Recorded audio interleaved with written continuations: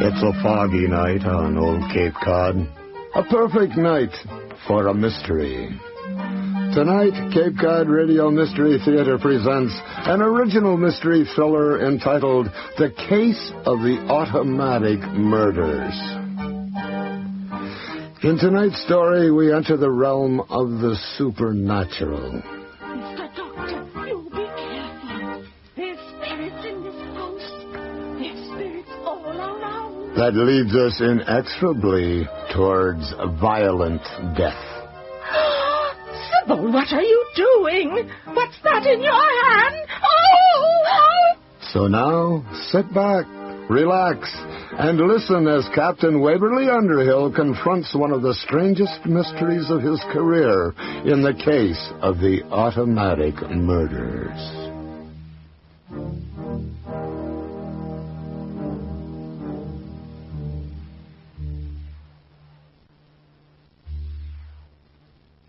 Well, Dr. Schofield, I take it you have come to give me another report about my granddaughter. I assume there has been another entry in her diary. Nothing too upsetting this time, I hope. Mrs. Langhorne, Theodora, before I say anything, I must tell you this problem has become too big for me to handle. Nonsense. You have been a doctor longer than I have been an old lady. Well, I'm not a psychiatrist. I keep telling you my granddaughter does not need a psychiatrist. What Sybil needs is someone with common sense. Now, don't tell me you can't handle it. Theodora, I am trying to tell you something has come up. It is no longer simply a medical problem. What is it, then? Well, I want your permission to call in a friend of mine. His name is Captain Waverly Underhill, and I think he may be able to help us. When you say captain, are you speaking nautically? Captain Underhill is a retired police captain. I don't want the police. Now, I said he was retired. I don't care. I don't want him. Theodora, will you listen? I'm trying to tell you this is more than a medical problem. Your granddaughter has predicted a murder. A murder? You mean someone is going to be killed? Not someone. You, Mrs. Langhorne. You are going to be murdered.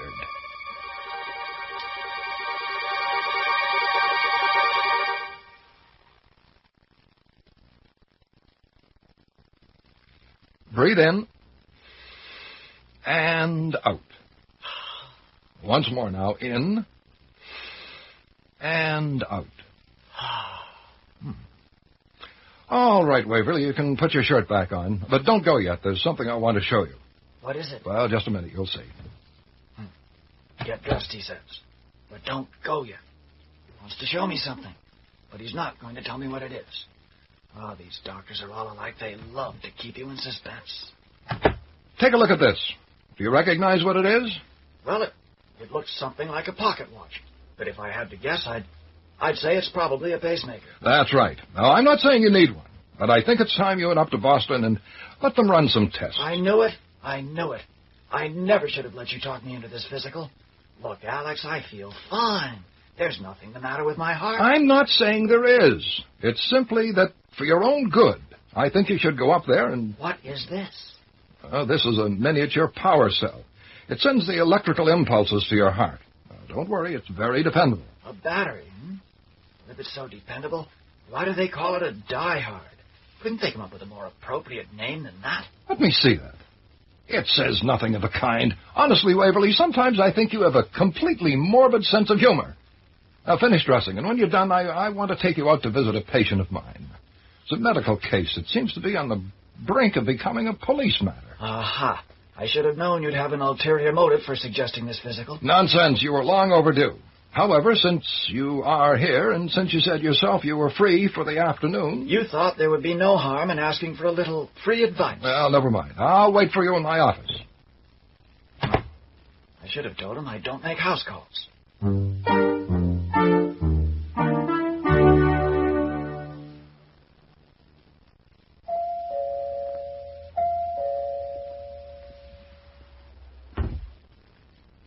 Hey, Doc.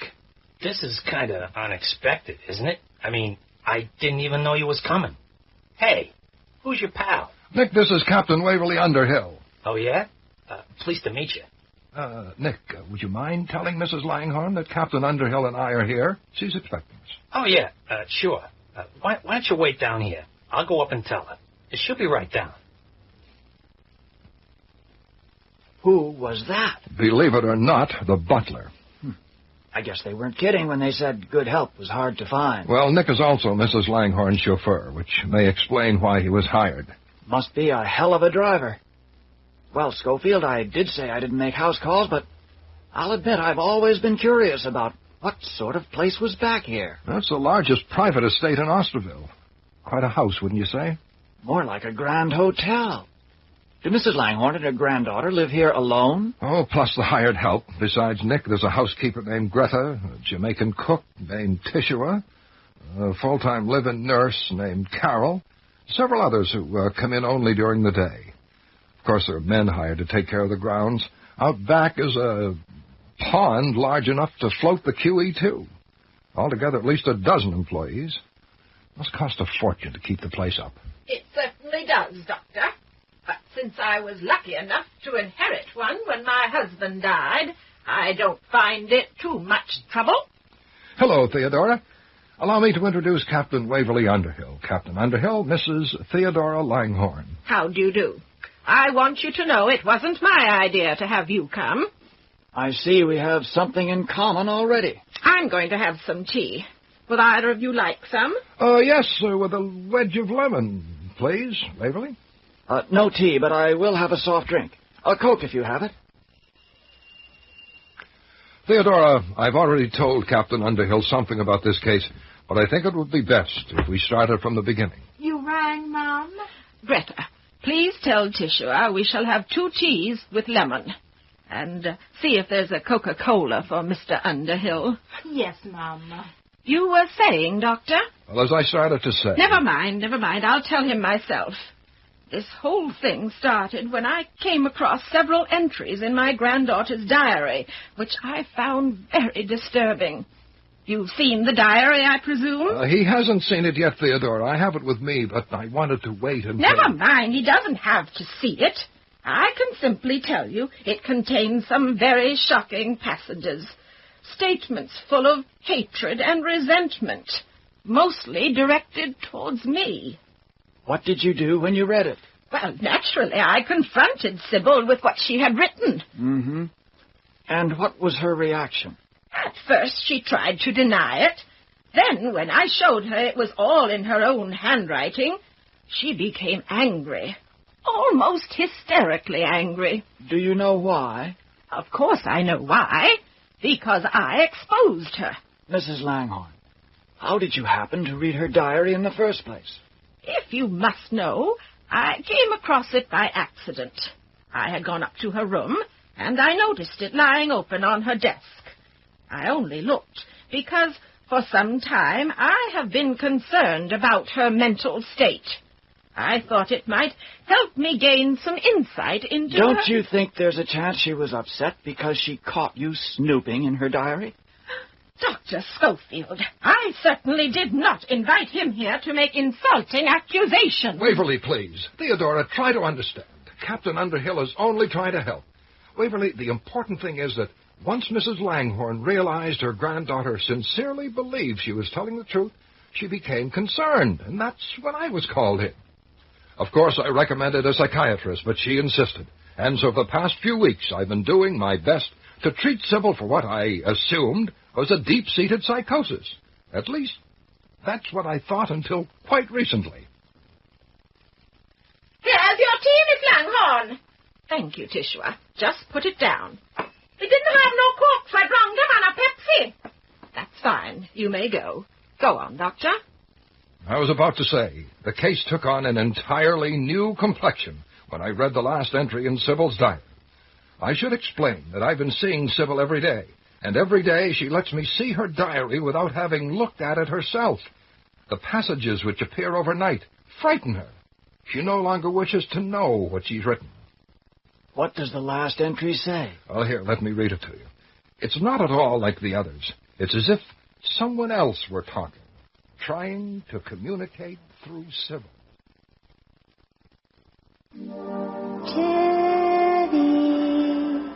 Do you hear me, Teddy?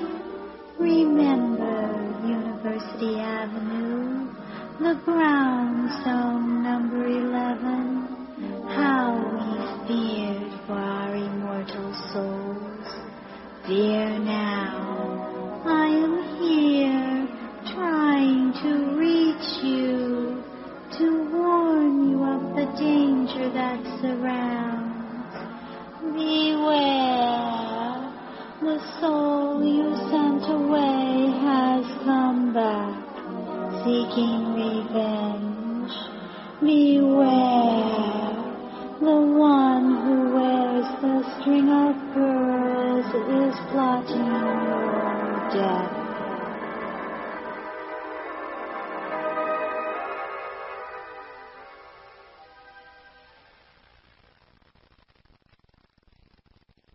That's all there is? That's all that's written. Who is Teddy? Teddy is me. It was the nickname my sister gave me when we were young. Where is your sister now? She's dead. Nina died more than 30 years ago. However, if you wish to know what she looked like, that is her portrait on the wall. Good heavens, you mean that's your sister? I thought, my God, she's a carbon copy of Sybil. I think you mean the other way around. Anyway, what did you expect? They are related, you know. Mrs. Langhorne, what happened at number 11 University Avenue? That was nothing. It was just something that happened a long time ago. Would you mind telling me what it was? I see no reason to. It has nothing to do with this case. It certainly does not concern you. Please, Theodora, Captain Underhill is only trying I to... don't care. I see no reason to dredge up the past for his benefit. I will say this. Sometimes, when people are young, they do very foolish things. Things they later regret. Whatever this was, your sister knew about it? Of course. Who else? No one else. I can promise you that. It was a secret she took with her to the grave. Then you believe this really is a message from your sister? How should I know? Dr. Schofield seems to think that this may be an authentic case of automatic writing. On the other hand, he has also suggested that Sybil may have developed a split personality. And taken on the persona of your sister? Well, that's what I thought at first, Waverly, but now I'm inclined to think otherwise. Why? Well, because in every case involving multiple personalities, when the identity shifts and the new personality takes over, everything changes, including the handwriting. In Sybil's case, her handwriting always remains the same. I see. Mrs. Langhorne, could you tell me what was meant by the soul you sent away has come back seeking revenge? I have no idea. Of course, I've fired people before, when I had to. I suppose you might call that sending someone away. And the statement about the one who wears the string of pearls. What do you make of that? I really can't say. Lots of people wear pearls. Well, take a guess. Now listen. If you are trying to get me to point the finger at Sybil simply because she wears a string of old pearls, I refuse to do it. Sybil could never be a murderess. Oh? Why do you say that? Because, frankly, she isn't capable of it. Sybil is an orphan. Her mother died during childbirth. Her father, my only son, died when she was 13 years old. Save your condolences. It happened a long time ago.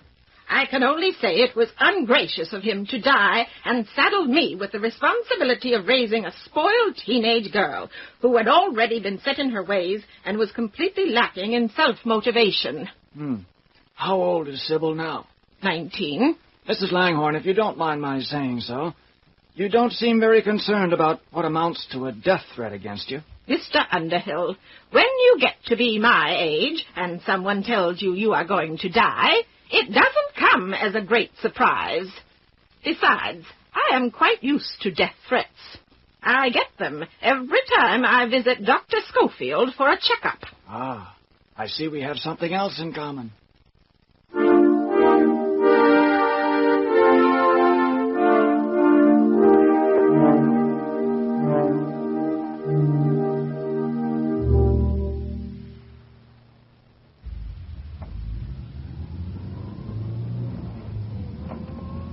Waverly, I can't tell you how much I appreciate your accepting Mrs. Langhorne's invitation to stay the night.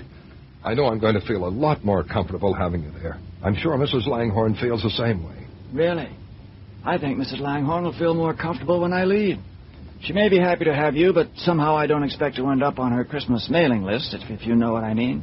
Waverly, that business about number 11 University Avenue, what do you suppose happened there? I have a hunch, but I'd rather not say just yet.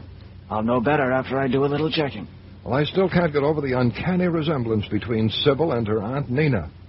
It's almost as if she were the same person come back to life. Oh, I wouldn't make too much of that. Oh, why not? You saw yourself. They look almost exactly alike. You're forgetting, Doctor, I haven't met Miss Langhorne yet. However, assuming the resemblance is as pronounced as you say, it's not unusual for a child to look like a grandparent or a great-aunt or an uncle. You've studied genetics. You know inherited traits tend to skip generations. Well, yes, but... Oh, we're here now. Why don't we discuss this later?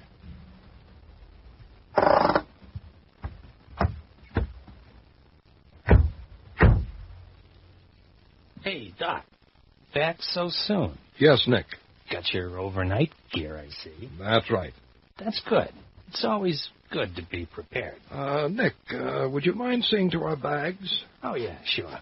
Why don't you go on in? Greta's got some rooms made up for you upstairs. Thank you, Nick.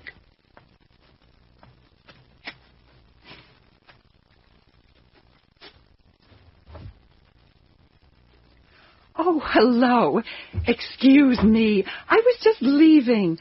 Oh, you must be Dr. Schofield. You're the one who's taking care of Cousin Sybil. That's right. Doctor, if you ask me, she's not the one who's crazy. The only thing wrong with Cousin Sybil is she's lived too long under the same roof with that woman. God knows I do my best to put up with it when I visit, but how she stands it 24 hours a day, I'd go nuts, too. You're not concerned, then, about the strange writings in her diary? I don't know about that. I haven't read them, and I don't intend to. All I can say is a person has a right to say whatever they want to in their diary. It's supposed to be private. Louise, you're still here? Oh, yes, Aunt Theo. I'm just on my way out. You've met Dr. Schofield. Doctor, this is my niece, Louise Symington. She and her husband live in Connecticut, in Hartford. She visits me occasionally. Oh, never often enough, I'm afraid. For some of us it is. I don't believe I've met this other gentleman. This is Mr. Underhill. He's just visiting. What was the name? Underhill, just visiting. Oh, well, in that case, I hope you have a very nice visit, both of you. Really, I must be going. It was nice to meet you. Goodbye, Aunt Theo. Goodbye. Say hello to Roger. I won't forget. I'll give him your love. Saying hello will be sufficient. Goodbye.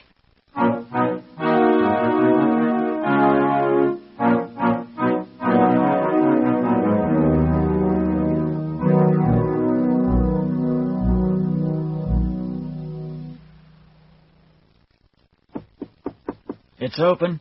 Come on in. Well, all moved in, I see. Have everything you need? Yes, I think so. How is your room? Oh, fine. I expect dinner will be ready soon. Will you be coming down? Yes, in a minute. Hello, Dr. Schofield. Hello, Sybil. I heard you were staying the night. I'm glad. Sybil, come in a minute. I want you to meet someone. Sybil, this is Captain Underhill. Captain, Miss Sybil Langhorne. How do you do? He's here because of me, isn't he?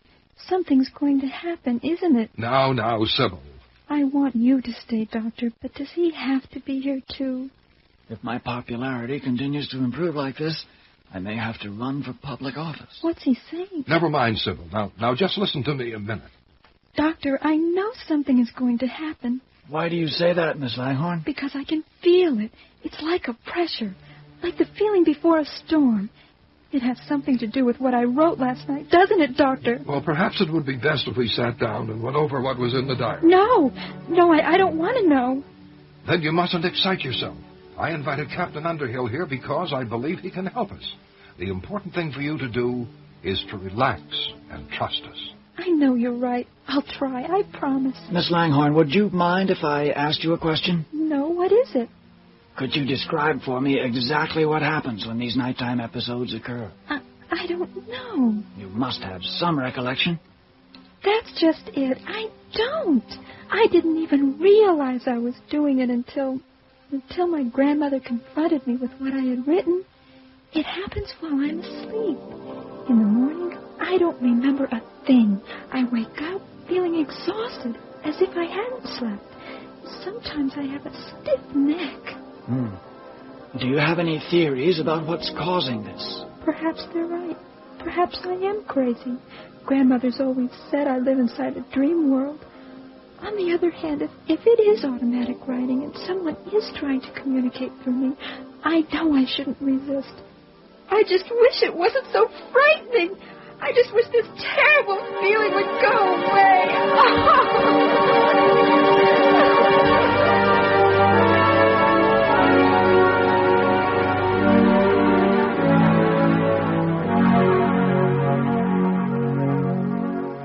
You're back. How is she? Better. She's resting in her room. She says she doesn't want any dinner, but I think I'll have them send something up anyway. Dr. Schofield. Oh, hello, Tishua. Is dinner ready? We were just coming down. Dinner ready, but that ain't wise here. Mr. Doctor, you be careful. There's spirits in this house. There's spirits all around. I feel them at night coming up from the cellar. They bring woe and grief. You be careful. Old Tishua right. They bring woe and grief.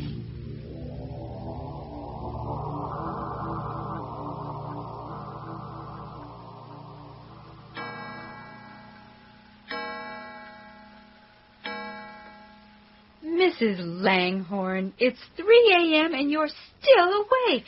Well, what of it? A person my age doesn't need that much sleep. You're a nurse. You should know that. Come now, we all need our rest. Let's put the book away. Here, I'll fluff your pillows and you get some rest. Oh, all right. Thank you, Carol.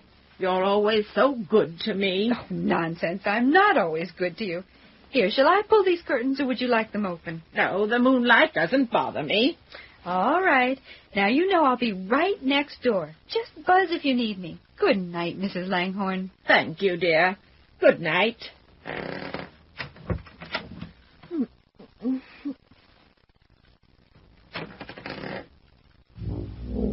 What is it?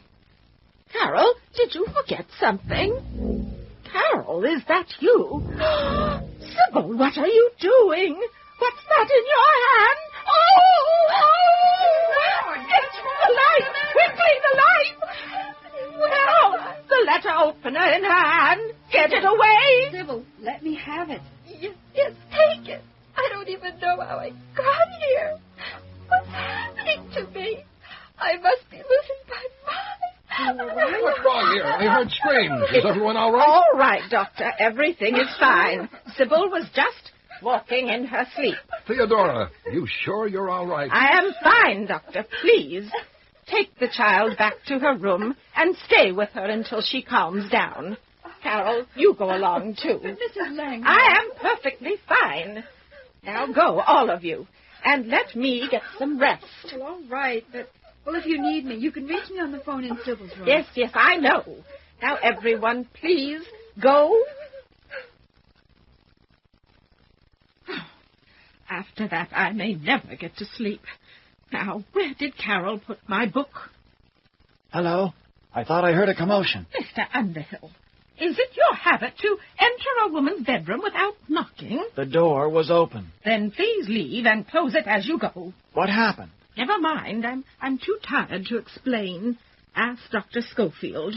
Mrs. Langhorne, I think it would be a big help if you told me what happened at number 11 University Avenue. I told you before. I'm not going to say. Now, please, go away. It's late and I'm tired. Your door locks from the inside? Of course it does. Then I suggest you lock it, at least for tonight. Don't worry, I intend to. If only to prevent people like you from barging in. Good night, Mrs. Langhorne. Good night. Insufferable man.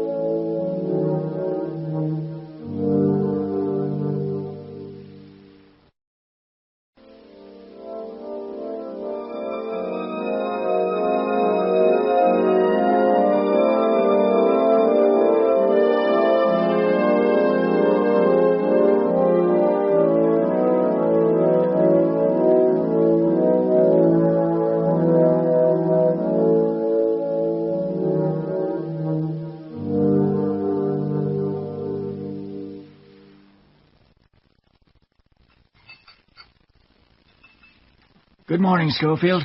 I must say you don't look like you had a very good night's sleep. Oh, I hardly slept at all. I stopped by your room before I came down. You weren't there. Well, that's because I spent the entire night in a vigil at Sybil's bedside. The only way I could get her to calm down was to promise to guard her while she slept. Yes, Greta told me about what happened. What are you going to do about it? What choice do I have? Whatever may be causing this, it's obvious that Sybil's presence in this house represents a clear and present danger to her grandmother. I'm going to have to suggest that she be moved elsewhere until somehow we can get to the root of her problem. Why not hold off on that for a while, Doctor? I'm going to Boston today to do a little checking. I should be back by tomorrow.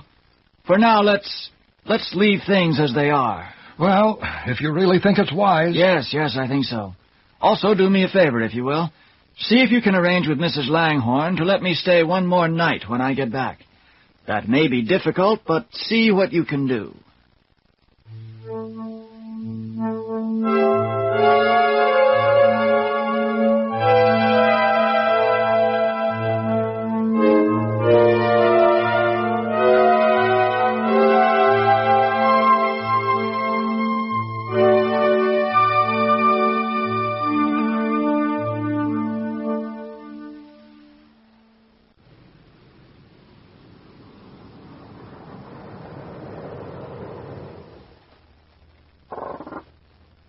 Waverly, I'm glad you're back. How was Boston? Fine.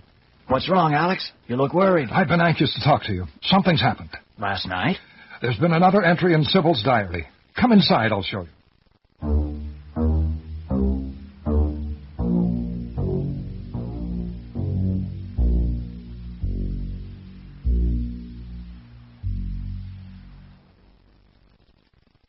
It's different this time, you'll see. It's still Sybil's handwriting, but it reads as if two people were talking, having a conversation. Here it is. Well, go ahead. Read it to me. Who are you?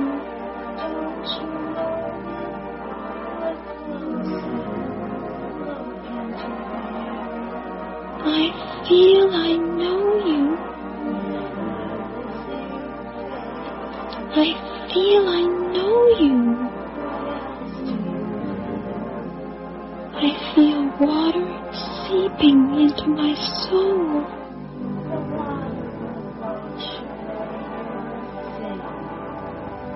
I feel a current pulling me down. I see a black mirror.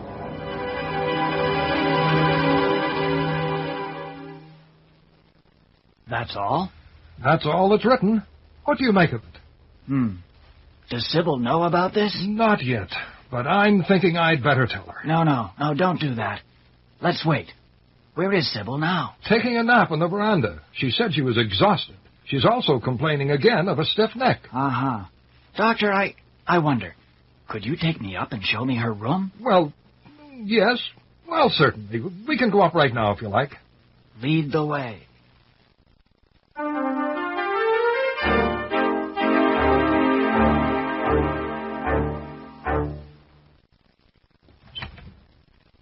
This is her room, her bed. That's her desk over there. She normally keeps her diary in the top drawer. Quite a lot of storage space, wouldn't you say? Well, this is the servants' wing of the house. These closets are mainly for storage. Sybil prefers it on this side. Doctor, you mentioned that when you first began treating Sybil, you spent an entire night at her bedside. That's right. I was hoping to be able to observe her when she got up to write in her diary.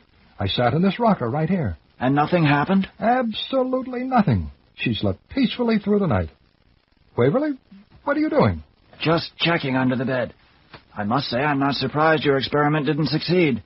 Hello, what's this? You found something? Yes, it appears to be a handmade doll. Here, take a look. My God, Waverly, it's Sybil. It is? Well, yes, of course. It looks just like her. It even has the real hair, Sybil's hair. Waverly, are you thinking what I'm thinking? That depends. What are you thinking? This doll, and the fact that Tishua comes from Jamaica. You know what that means? What? Voodoo. Voodoo? Yes, voodoo. Who do? She do. I mean she does. Waverly, be serious. I'm suggesting that Tishua may be practicing voodoo. It's possible. What are you doing? Putting it back where I found it. But you can't just ignore it. We've got to do something. We will. In fact, we'll do it tonight. We're going to repeat the same experiment you tried, only this time we won't make the same mistake. What mistake are you talking about? In spending the night at her bedside, you violated one of the basic principles of scientific investigation. You inserted yourself into the experiment. Well, I don't see how I could have done it any differently. Wait until tonight. We'll try it again, and you'll see.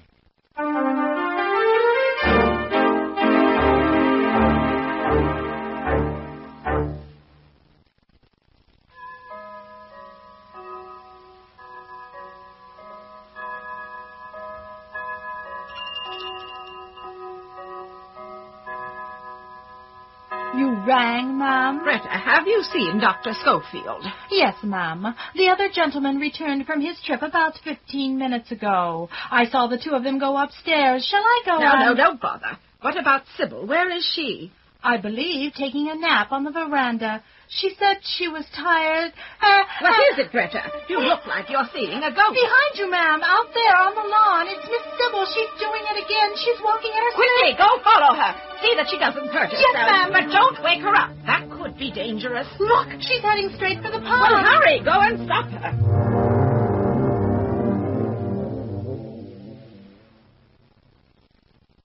Psst. Greta, could we speak to you a moment? Yes, Doctor. Is there anything wrong? Nothing is wrong, but Captain Underhill and I would like to ask a favor. Greta, we need your help. Dr. Schofield and I are planning to spend the night in Miss Langhorne's room, but we don't want anyone to know, especially Sybil. That's very important. If anyone asks, you're to say that Dr. Schofield and I were both very tired, and we decided to turn in early. Is that clear? Yes, sir. But I don't understand. If you're going to spend the night in Miss Sybil's room, how can she not know?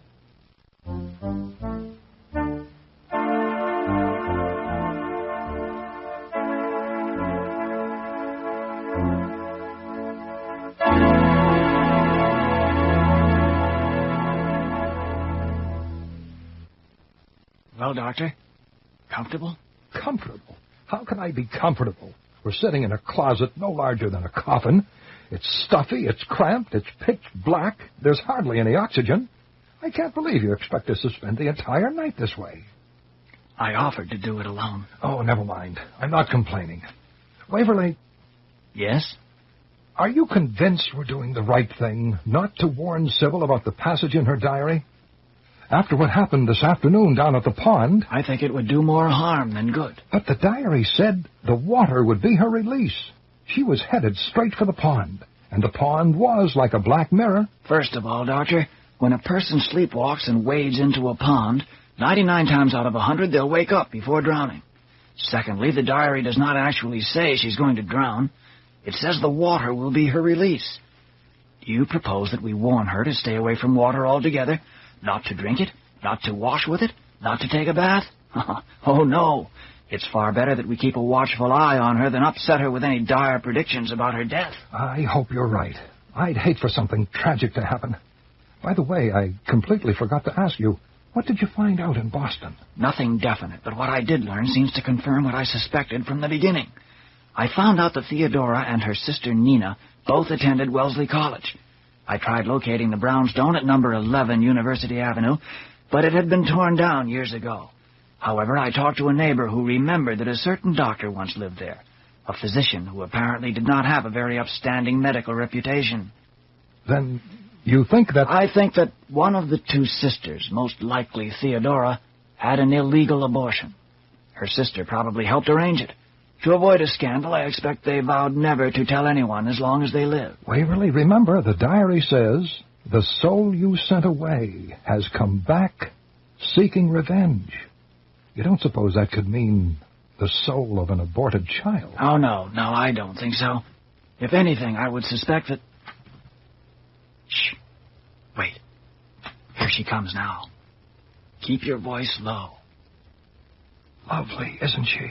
Yes, almost Victorian. The narrow waist, high bosom, the long tapering arms.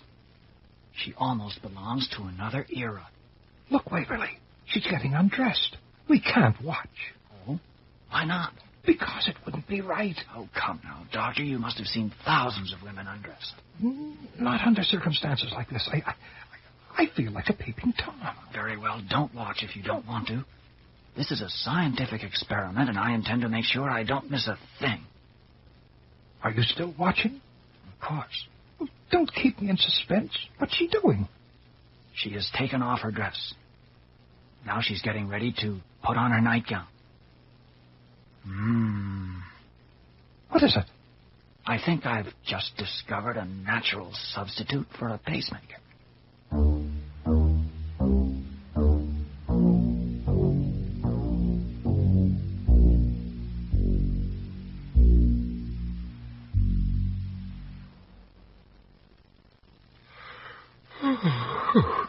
What time is it now?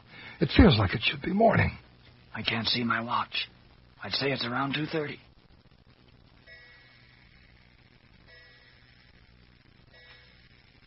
Three o'clock. Pretty close. Waverly, how long are we going to have to keep this up? Nothing's going to happen. Nothing happened last time either. We're simply giving ourselves a miserable night for no good reason. Wait a minute. Look, she's moving. She's sitting up in bed. Her eyes are open. Is she awake? No, I don't think so. She's getting out of bed. She's going over to her desk. She's sitting down and taking out her diary. My God, Waverly, you were right. She's doing it. What's she doing now? Nothing. Not a thing. She's just sitting there. That's all? No, wait. Now she's closing her diary and putting it back in the drawer. Now she's getting up. She's going back to bed. I don't understand. Never mind. We've seen enough. We'll wait a few minutes and slip out. Well, at least we've seen her do it. Did we, Doctor? Well, of course. We both saw her do it. She got out of bed, went to her desk, and took out her diary. But she didn't write anything down. Well, that doesn't matter. Doesn't it? Doctor, do me a favor. See if you can convince Mrs. Langhorne to let me stay one more night. There is one more experiment I'd like to try.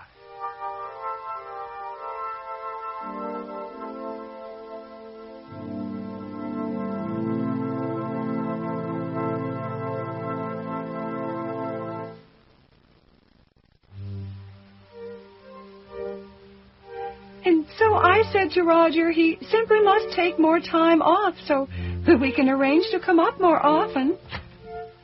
Excuse me, Mrs. Langhorne, Mrs. Symington. Captain Underhill has asked me to invite everyone into the library to participate in a seance. A what? Oh, a seance?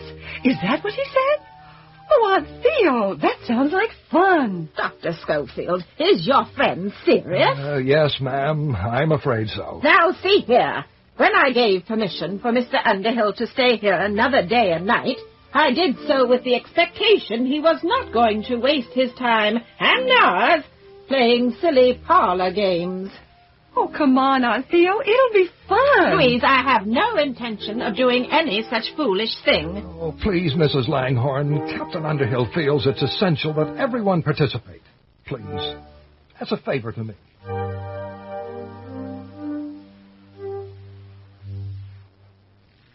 First of all, I'd like to thank you all for coming. It seems we have everyone here. Mrs. Langhorne, Mrs. Symington, Greta, Dr. Schofield, Sybil, Nurse Carol, Tishua, and Nick. Present and accounted for. Thank you, Nick. Before we begin, I think I should explain why I felt it would be useful to conduct a seance. As you know, strange things have been occurring in this house. I am referring to the disturbing entries in Sybil's diary, her bouts of sleepwalking, and a warning from Tishua to be on guard against evil spirits. 2 nights ago, Dr. Schofield and I secretly hid ourselves in a closet in Sybil's room. It was our intention to watch her throughout the night surreptitiously, so that if and when she left her bed to go to her diary, we could observe her actions. As it happened, she did rise from her bed. Moving in a trance, we saw her go to her desk, sit down, and wait for a message to arrive from the spirit world. After witnessing this episode, I became convinced that Tishua's warning about evil spirits was correct. That is why I decided to arrange this seance. In a minute, I will turn out the lights. I will ask all of you to hold hands, and we will do our best to summon forth the spirits of this house. Oh, this is preposterous. Dr. Schofield, I don't think I want to go through with this. It's all right, Sybil. We're all here together. There's no need to be frightened. All right. If you will all hold hands, I'm going to turn off the lights. It's so dark.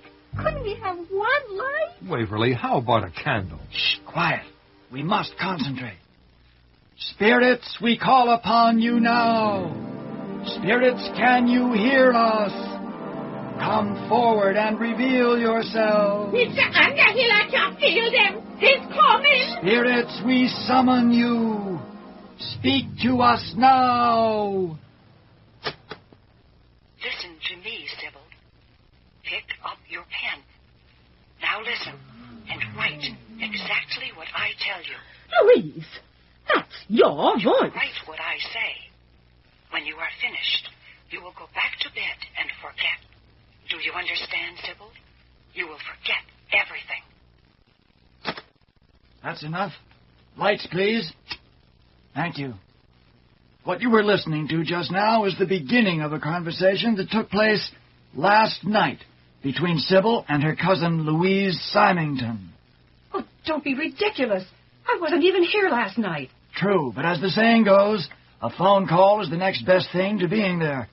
I'm sure Dr. Schofield will understand when I say that what has been going on this whole time has been more telegraphic than telepathic. I'm not sure I do understand. The telephone, Doctor. Specifically the one on Sybil's desk from which she received her messages from the spirit world. Mr. Underhill, will you kindly explain what this is all about? Yes, ma'am. You remember I said that Schofield and I spent the night in Miss Sybil's closet. We saw her leave her bed, sit at her desk, and open her diary. But she failed to write anything down. Dr. Schofield thought our experiment succeeded, but I was more interested in why it had failed. Would you like to tell them why, Greta? Me? I don't know what you mean. Of course you do. You were the only one who knew we were spending the night in the closet. Undoubtedly, as soon as you learned our intentions, your immediate desire was to slip into Sybil's room and remove the clock from her bedside. The clock? But why the clock? Because, Doctor, the clock was the trigger mechanism. Miss Sybil has been hypnotically programmed. Whenever the clock strikes 3, it triggers her to leave her bed, go and sit at her desk, and await a call. Remove the clock, and she sleeps peacefully through the night, just as she did the night you spent sitting up by her bedside. In our case, there was no time for Greta to slip in and remove the clock. Therefore, she did the next best thing.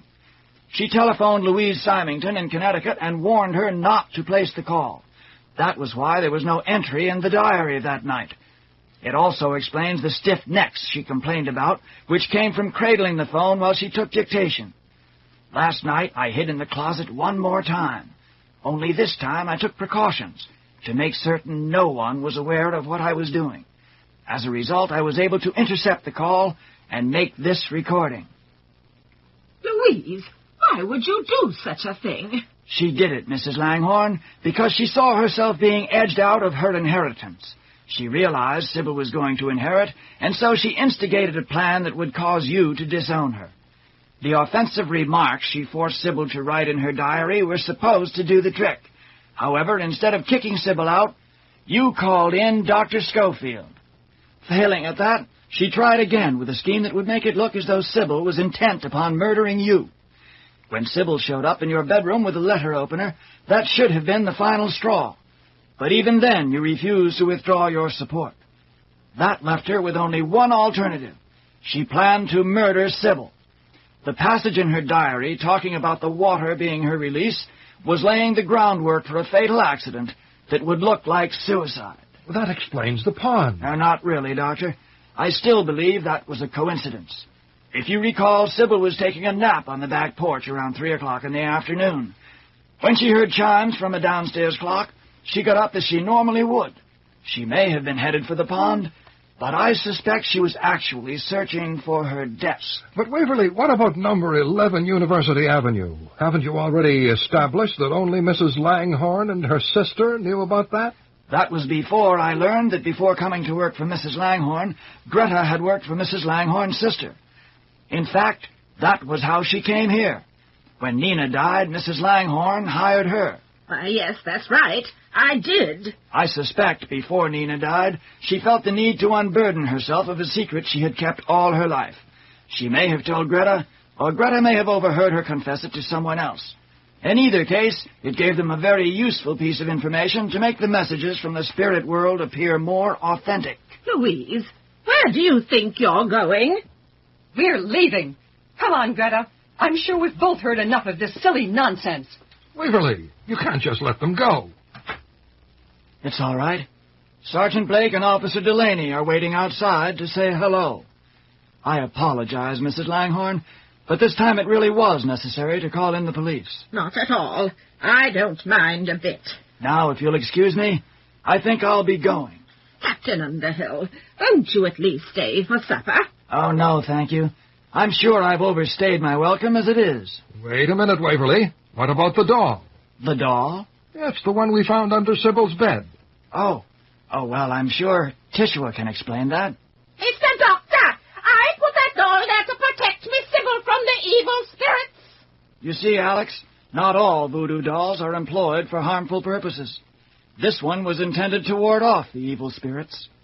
Unfortunately, it didn't work against scheming relatives. You have been listening to Cape Cod Radio Mystery Theater's presentation of The Automatic Murders. Tonight's program was produced, written, and directed by Steven Oney. Co-produced by David Ellsworth. Engineered by John Todd. Original music composed by Mark Birmingham. The actors in tonight's play: David Ellsworth as Captain Underhill, Wally O'Hara as Dr. Schofield, Carol McManus as Mrs. Langhorne and Tishua, Lee Olive as Louise Symington, Wendy Owansky, Sybil, Melinda Gallant as Greta and Nina's ghost, Debbie Oney, Nurse Carol, and Jack Brady as Nick the butler. This program was recorded at HT Recording Studio and is copyrighted by Steven Oney. All rights, including rights for broadcast and reproduction, are reserved. This is Floyd Pratt wishing you a pleasant evening and inviting you to tune in again when the fog rolls in on another chapter of Cape Cod Radio Mystery Theater.